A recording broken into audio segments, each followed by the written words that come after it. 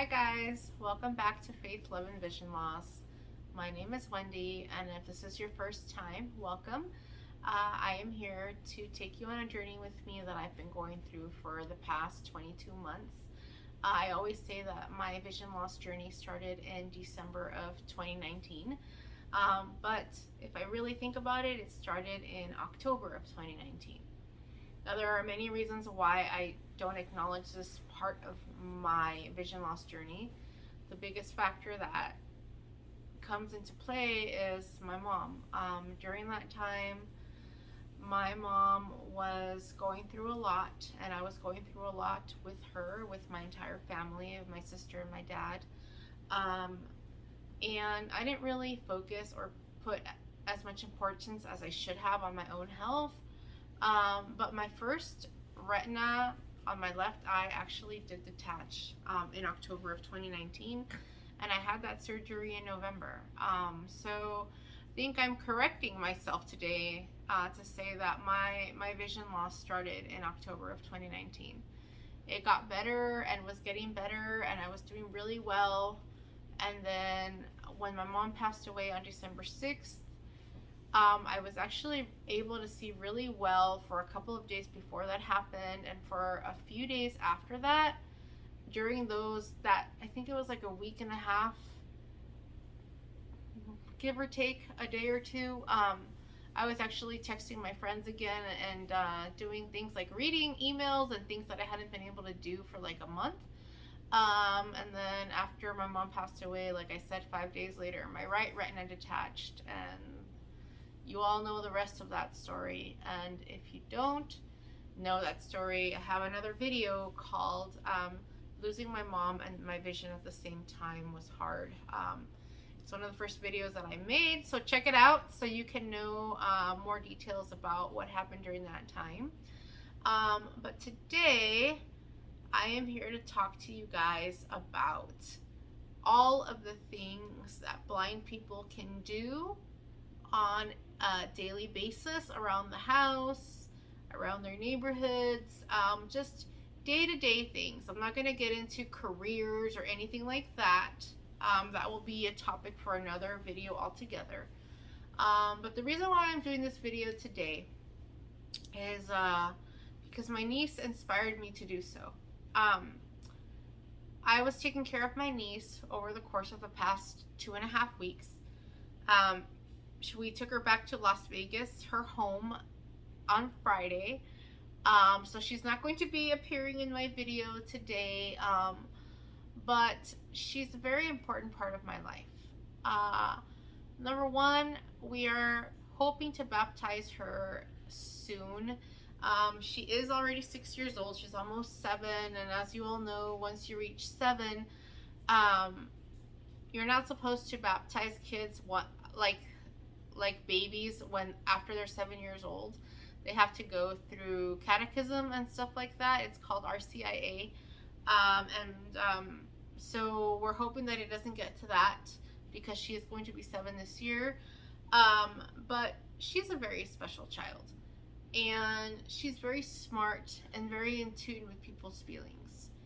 And one thing that she kept reminding me of while she was here is the fact that I would tell her, well, blind people can do anything. And so when I would feel down, because, I am legally blind, my life has changed a lot over the course of the past 22 months. There are so many things that I used to do that I can't do. And I would get sad because, before we would grab our shoes and go next door to McDonald's, or go walk around the complex, or I would just take her to the playground, or I would go sit at the pool and take her to the pool so she could go swimming. There were so many things that I was able to do with her just around here, and I have very limited outside mobility right now because I just started my mobility and orientation class, the one-on-one part of it at least. And so the things that I can do outside are limited just because there are some techniques that I need to learn how to do correctly. And there are things that I'm not 100% comfortable with yet. And as usual, I'm getting off subject. But again, Ella would remind me, Nina, blind people can do anything. You're the one that told me. And one of the main reasons why she said this is because she would watch me in the kitchen. Now, most people who lose their vision are very scared of going in the kitchen and doing things like chopping. I've been chopping since I was a little girl.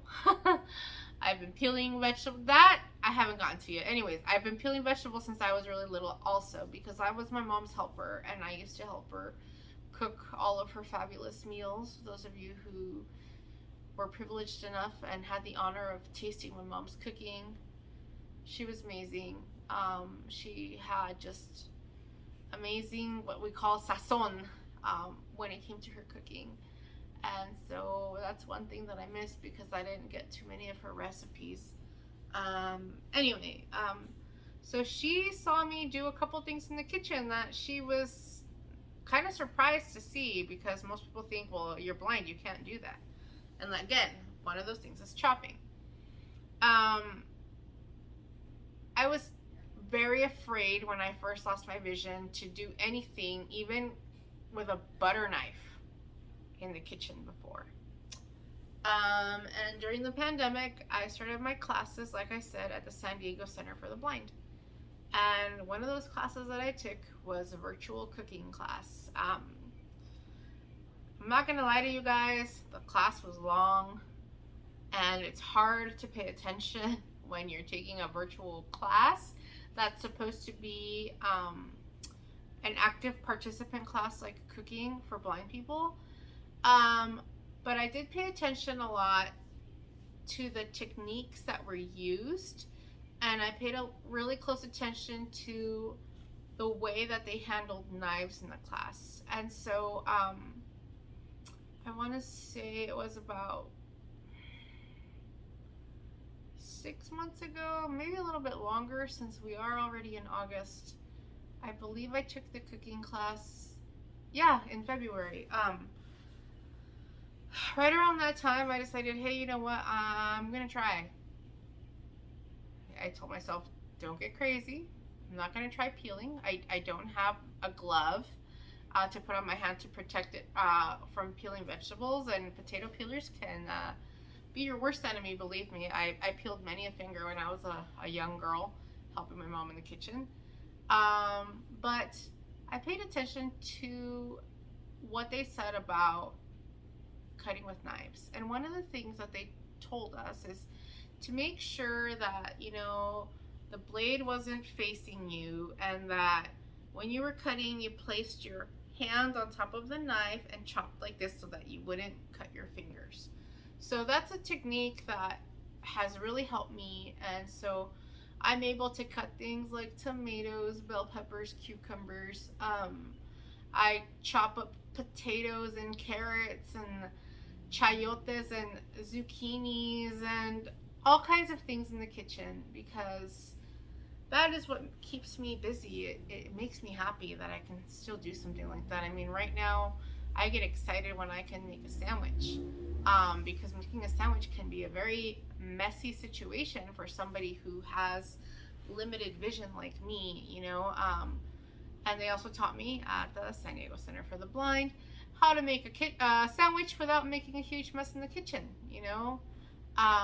and that involves using a cookie sheet and putting your sandwich on top of it, and making sure that you use what are those things called?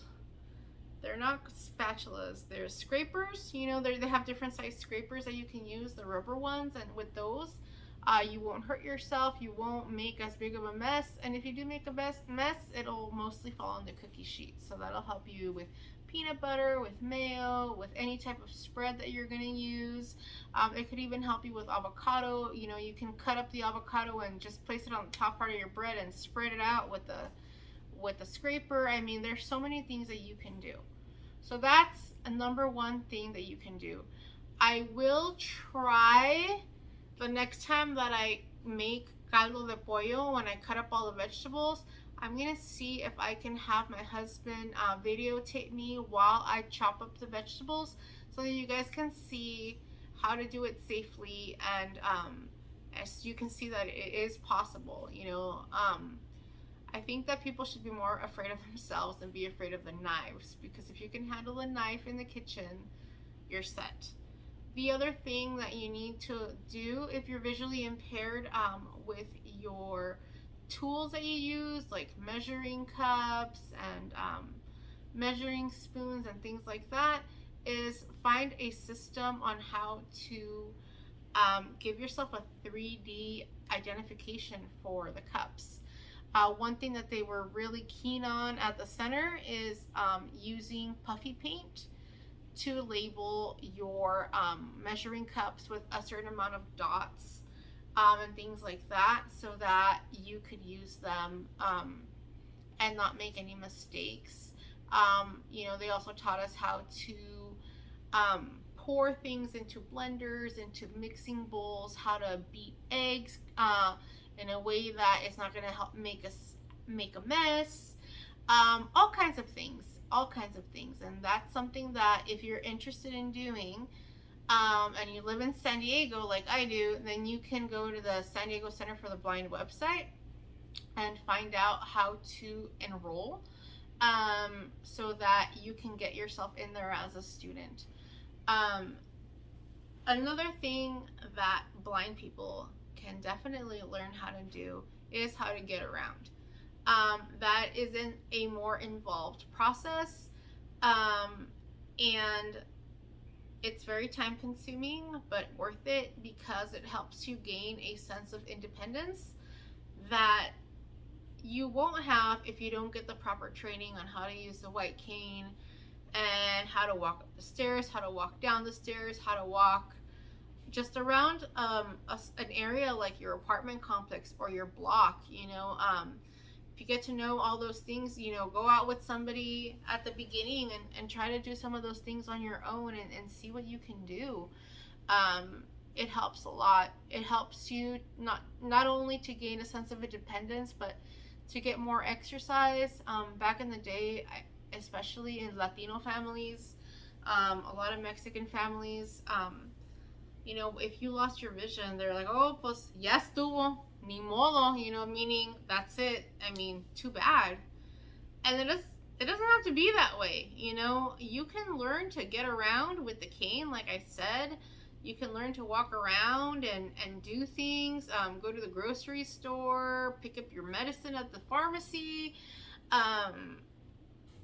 This last weekend when we went to Las Vegas to take Ella home,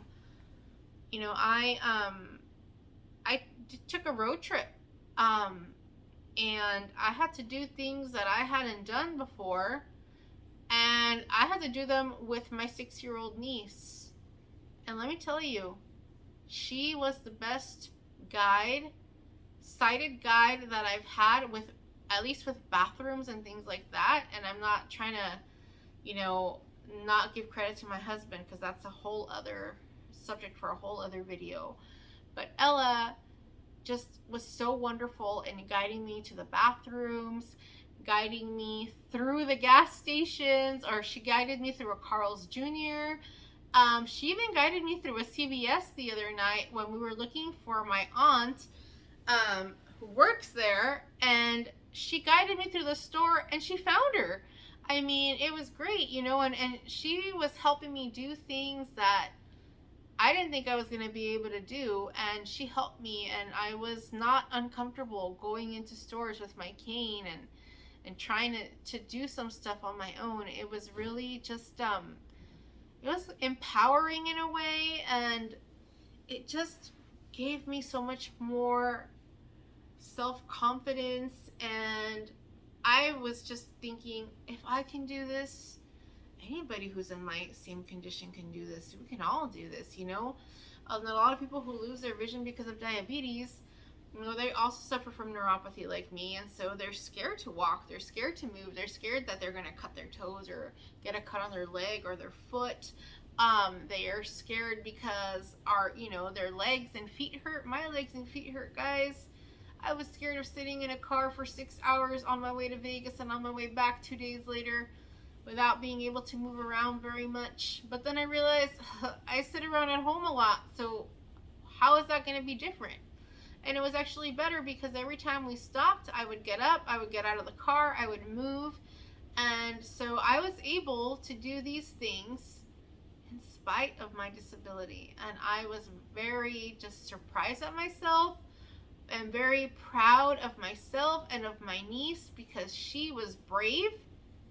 And she said, okay, Nina, I will take you to the bathroom.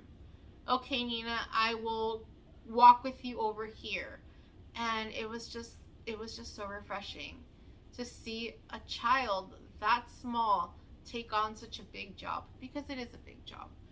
I am hoping that next time she visits, well, it'll be winter, but at least that I'll be able to walk downstairs with her and take her to the playground so that she can play. I don't think we're going to be going to the pool unless it's still warm over here. It might be. But yeah, those are two things that, blind people can do on an everyday basis. Another thing that you can do, even if you're blind, even if you're visually impaired, is you can do cleaning around your house. Now, this is where my husband comes in. God bless him. When this first started happening, we did have extra help. But after a while, we didn't have extra help. It was just the two of us. And he got stuck with a lot of the housework, the laundry, the dishes, cleaning up the kitchen, the cooking, vacuuming, anything and everything. One thing that I discovered on my own one day when I was putting my dishes in the sink is that, okay, I might not be able to see that well, but I can feel these things.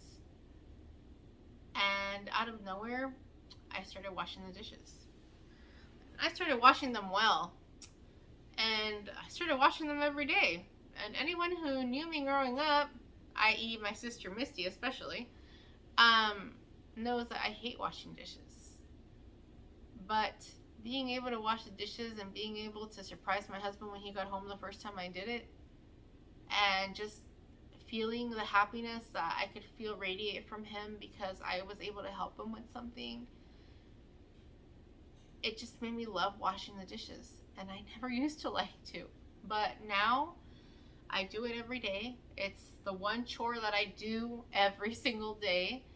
Another thing that I do is I clean my own bathroom. I clean my own toilet bowls, and I clean the other bathroom, the toilet in there too. I can't exactly see the toilet bowl, but I'm very meticulous about it. I clean it with Comet and that Lysol bathroom cleanser, and I also use a spray bleach and I scrub it, and then I scrub it again, and I use Windex and disinfectant to clean like the actual porcelain bowl around and behind it and the toilet seat. And I'm really good at cleaning counters too, because I can feel all the grime, I can feel all the dirt, I can feel all the food. So I clean up the counters after myself when I do make messes for the most part. I clean up the counters in the bathroom as much as I can. The bathroom is kind of a challenge with the sink because every time I do it, I end up with toothpaste all over my shirt. And the reason why is because apparently I spilled toothpaste on the sides of the sink, and I don't always see it. So that is still something that is challenging for me, but I plan on overcoming it. The other thing you can do as a blind or visually impaired person, you can clean your furniture, you can dust it, you can wipe it down, and then clean it with the furniture polish and leave it all nice and shiny and smelling good. You can just move your things around and wipe it down. It's not hard to do. It's challenging and it's scary. Believe me, it's really scary, but it can be done. And the other thing that I started doing, I started helping my husband with laundry. Now, I haven't gone to the point where I can go to the washer and dryer and turn it on and all that myself. Not because I can't do it, it can be done. Again, I'll talk about how you can get all your appliances labeled correctly at the end of my video. So stay tuned if you want to know that information. But because I'm scared of spilling laundry detergent all over the place, we use liquid detergent, and so I'm just afraid that when I'm pouring the detergent into the container, I'm going to make a mess. That'll be slippery. It'll become a hazard not just for me, but for my husband, because I probably won't be able to tell him where I spilled the detergent at. I guess I'm just over analyzing a situation that hasn't happened. But I do plan on learning how to do my laundry, and I believe that there is a class at the San Diego Center for the Blind called Independent Life Skills that you can take there if you're a student there, or if you're planning on becoming a student there. I believe they also teach similar courses at the Braille Institute. So if you're in LA or Orange County, take a look at the Braille Institute and see what they offer to help you learn how to clean up around your house, and do a little bit of light cooking. No one's telling you to cook up a gourmet meal, but they'll really teach you how to use the microwave. It will become your best friend, and how to properly use a stove, and the toaster oven, and things like that. So those are just some tips for you, so you can gain a little more independence if you feel like you're being a burden on somebody you love. This will help you be more independent. And also, if you are on your own, if you don't have anyone to help you, there are so many resources that you can reach out to that can help you learn how to do these things on your own. So with that being said, let me tell you what you can do to have your appliances labeled correctly, so that you will have an easier time locating things, locating buttons, and doing things around the house. Now here in San Diego, you can call San Diego Gas and Electric, SDG&E, and they'll actually send somebody out to your house to label all of your appliances, meaning microwave, washer, dryer, stove, toaster, dishwasher, all that stuff. They'll label it for you so that you know where everything is. You'll know how to turn things on and off. And you'll just be able to use these things, because a lot of people think, well, I can't use the washer and dryer anymore, I'm blind.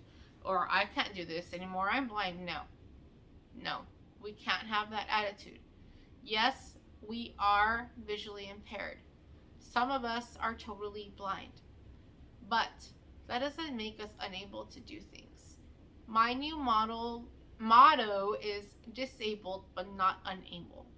And I think that if we get that into our mind, disabled but not unable, we can gain the confidence to learn how to do so many more things, and go out there and be brave and do the things that we want to do, so that we can move forward with our life. Disabled doesn't mean you can't work anymore. Disabled doesn't mean that you can't go to school.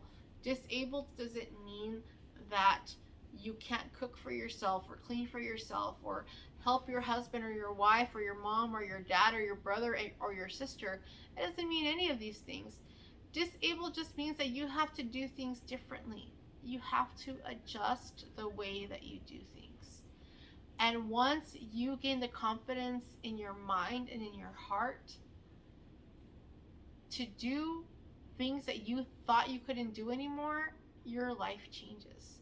The only thing I don't recommend doing when you're visually impaired is driving. Yeah, you don't want to try to do that. Don't do that. Let somebody else do it for you. Take the bus, call an Uber, or call a family member and see, if they're willing to give you a ride to your doctor's appointment, to the grocery store, to the pharmacy, wherever you need to go. Find a good friend or a family member that'll be willing to help you out. And I'm sure that there will be somebody out there. People say, I don't have anybody. No, there's no one. You know what, guys? It's time for us to start asking our neighbors. You'll never know what kind of people live next to you unless you gain the confidence to say, hey, you know what? I'm sorry to bother you, but can you help me? You'd be surprised. A lot of people will help you. Um, and also, another thing that I learned from Ella, just before she left, I'm going to tell you guys this. I asked her, I said, Ella, what am I going to do without you? And she said, just listen to your heart. Don't listen to your mind, because that's where the bad stuff happens. And when she said that, I started to cry, because listening to your heart means listening to Jesus. Listening to your heart means following the purpose that God has placed in your heart, because that's where God places your mission in life. And when she said that, I felt so happy. I was just so much more in love with this child than I was when I first met her, when she was just a few weeks old. And I'm going to tell you guys the same thing. Listen to your heart, because your mind will play tricks on you. Your mind confuses you. Your mind causes you to have anxiety. Your mind causes you to have depression. Your mind causes you to feel anger. Listen to your heart.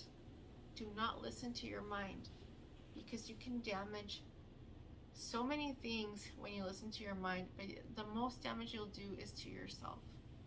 And you don't want to do that. You don't want to cause yourself damage. You don't want to do all this self-inflicted pain, meaning in your mind, not physical pain. You know, it's really hard to listen to our heart sometimes, because we think, oh my God, no, I'm weak, I'm listening to my heart. No. Listen to your heart. Forgive people. Love people. Help people. Be the person that Jesus put you on this planet to be. Stop listening to others and listen to your heart. Don't let other people influence you. Listen to your heart. And I guarantee that when you do that, your life will change, your mindset will change, and everything will start to fall into place for you.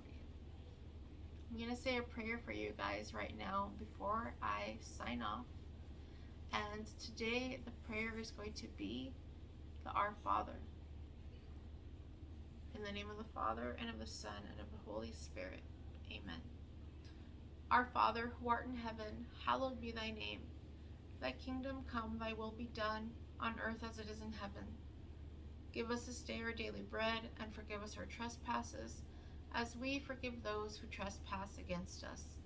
And lead us not into temptation, but deliver us from evil. In the name of the Father, the Son, and the Holy Spirit. Amen.